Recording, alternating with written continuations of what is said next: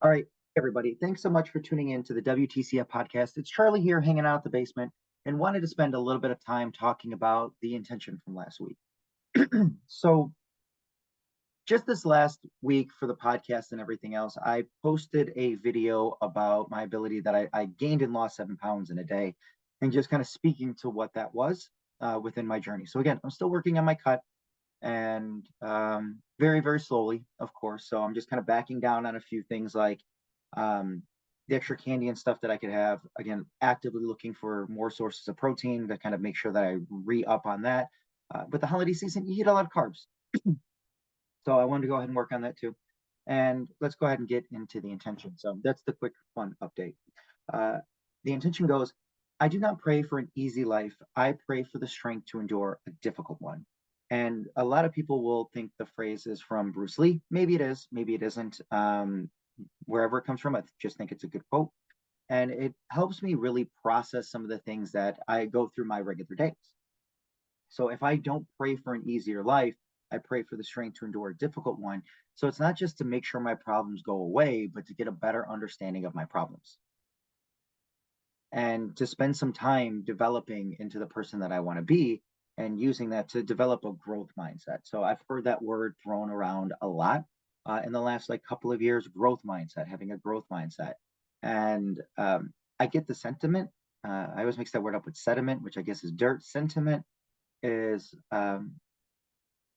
that you want to be able to develop a stronger and stronger mind from it, the way that you think, the things that you think about, a mindset. You want to develop one that's forever growing, forever learning. I think learning mindset is the exact same kind of concept. So if we develop those things and those qualities within ourselves, we don't have to pray for things to get easier. We can pray for the opportunity to grow and get better at these things. Just because something goes away for a moment doesn't mean the problem goes away completely. Sometimes we kind of push our own issues into a corner and not address them at an appropriate time, and they fester and become something else. And we just wish things were easier. We find other coping mechanisms to make things easier. Instead, take some time to really think about what's important to you and who you want to become. So if you use it as an opportunity to, find these challenges in life, you can actually start to use that as a muscle, quote unquote. So again, being in this fitness space, trying to learn and grow through that, the best comparison is it's testing a skill again and trying to find your own perfection within that setup.